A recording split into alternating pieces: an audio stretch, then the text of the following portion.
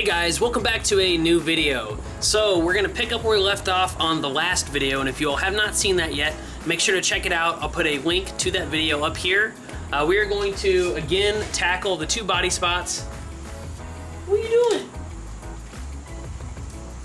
Anyway, we're gonna tackle the two body spots right here on this rear quarter panel, rear fender area, and then the spot in the back. As you can tell, the spots are looking pretty good. A lot better than they did before.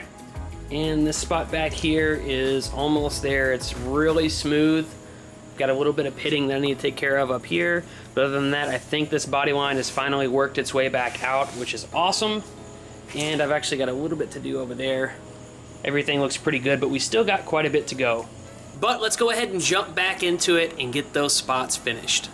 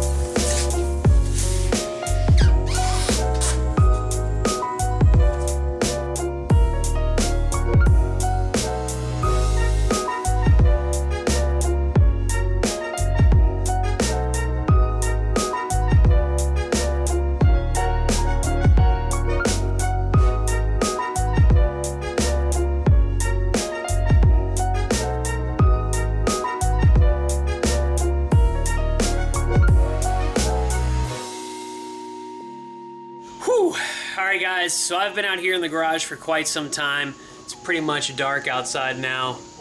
So I think I'm going to call it a day for today. I'm really close to getting all these body spots the way that I want them. Hopefully tomorrow I'll be able to come out here, finish up all these spots, and then from there we're going to move on to a couple of other things. And through the power of editing, let's go ahead and jump to tomorrow. What up? We're back out here in the garage and it's time to get back on the AE86. Before we jump back onto the bodywork section of this car, I want to try and address the elephant in the room, which is that stuck screw extractor down there underneath that fender. So I've actually tried numerous things to remove that piece, different sorts of drill bits, different sorts of dremel accessories and all that kind of stuff, and I haven't really done much to it. It's such a hardened piece of metal and it's so strong that most of that kind of stuff won't even really make a dent in removing that piece that's stuck up there. Funny enough, there was somebody in the comment section on one of the other videos that mentioned he ran into the exact same problem, and he pretty much did what I did, or at least what I'm thinking about doing, maybe just leaving it there. I don't really know how I'm gonna get it out. I do have one threaded hole to hold that fender on. I would prefer not to leave it there because, you know, I may be the only one that ever sees it or knows about it, and of course you all too for watching the videos. So it's not going to be that big of a deal, but to me it's just sloppy. I'm doing all this work to the car and I need to remove it because it shouldn't be there. But I've got an idea. I think I'm going to try this particular accessory for the Dremel. This is a diamond point bit. It's a little bit more expensive than all the other Dremel bits out there, but I thought since it's got you know, diamonds on it and they're super strong, maybe they can actually drill out this particular piece. If I can't remove it, then I guess it's just staying there. But it may work, probably won't, but we're gonna try at least to see if I can get that removed. So let's go ahead and I'll set up the camera, get a time lapse going, and see if we can't make a dent on this particular piece.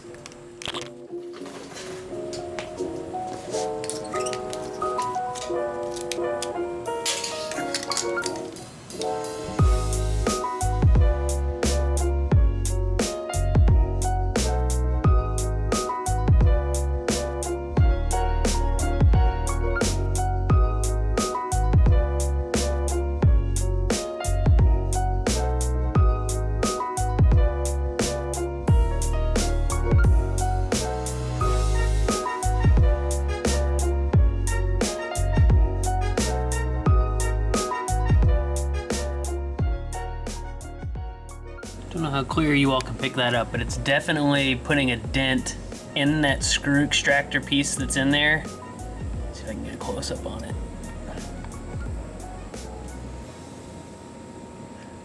But unfortunately, the tip of the bit, focus.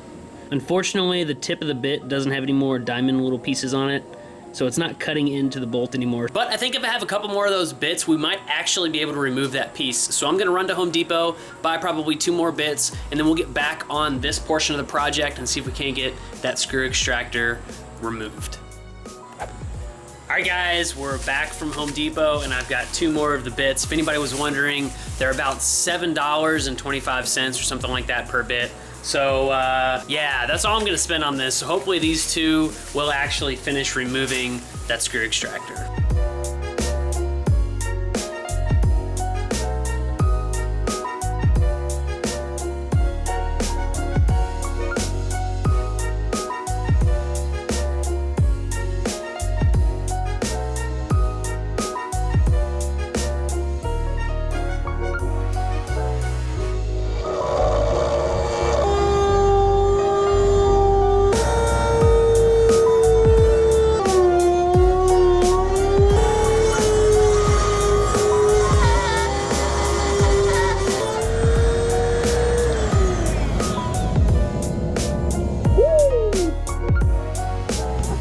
Check it out. We busted through. Yeah, boy.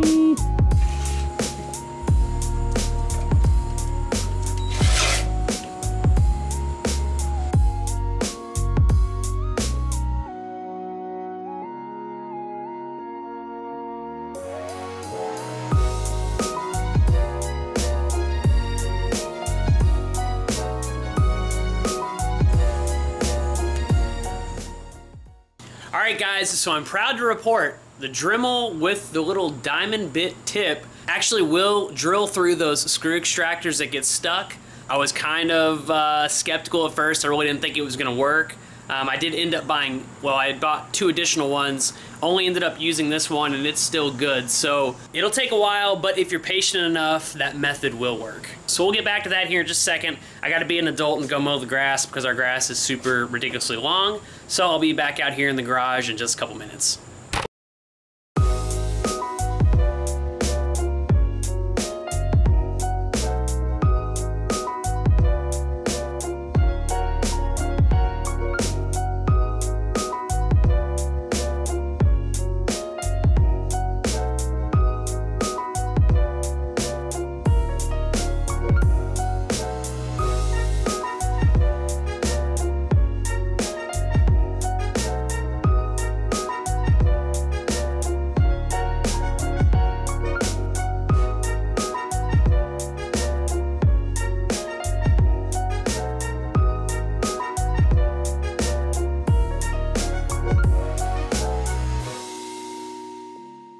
Hey guys, so if you can't tell by the haircut, it is the next day and I have been out here working on this little problem area with the screw extractor and having to drill it out and re-tap it, and I am happy to say that we actually got it all drilled out and tapped completely. The bolt that I'm going to be using for it is a little bit bigger than it should be, but hey, it works. That piece is out. It's not going to be eating away at me anymore, so let me just show you what it looks like now.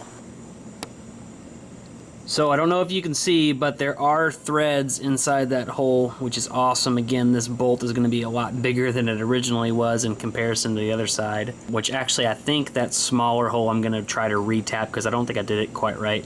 But anyway, this one definitely came out okay. It's going to work.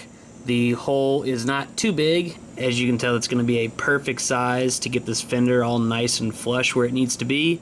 And that screw extractor is out, which is a huge deal. So I'm so glad to get this thing finally fixed. Oh man, feels good. All right. So now that that issue has been taken care of, let's hop back into some body work on this car. I think I'm going to finish up just a couple of more things on it, and then I'm going to save painting the car, or painting those spots in epoxy primer, and then putting a nice coat of high build until the next video. But definitely we got everything done that was kind of holding us up, or at least we're getting really close to getting all that stuff done that was holding us up from block sanding the block sanding the whole car. And I'm really hoping, since we took a little bit extra time to get everything as straight as we could there on the back, there's also a little spot over there on that side that I noticed. But since we took the time and got all of that taken care of, the block sanding process should go by a lot quicker. Everything's gonna be pretty straight as is, and there's gonna be probably a couple of little inconsistencies here and there that we'll have to take care of, but hopefully it'll just be maybe 2 or 3 coats of high build and block, and then we'll be ready for paint. I know this video probably hasn't been much, but I promise you I have been working quite a bit out here. I haven't been recording everything because it just takes a long time to do all this stuff, and I just need to get out here and do it. So I didn't really have to worry about a camera and getting it all set up and getting the really cool shots and all that kind of stuff. Like I said before, this part is boring, but we have to do it in order to get a really nice paint job.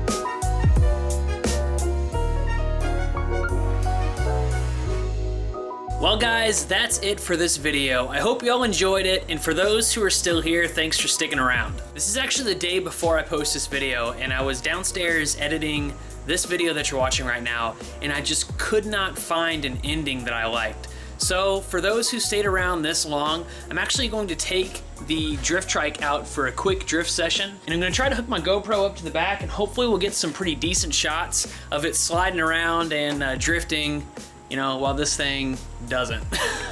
So if you like this sort of content, smash that thumbs up button. Also, if you want to be notified when new content comes out on this build and the drift trike and other builds, my Evo and all that kind of stuff, make sure you click the subscribe button below and turn on bell notifications to be notified when new content comes out on this channel.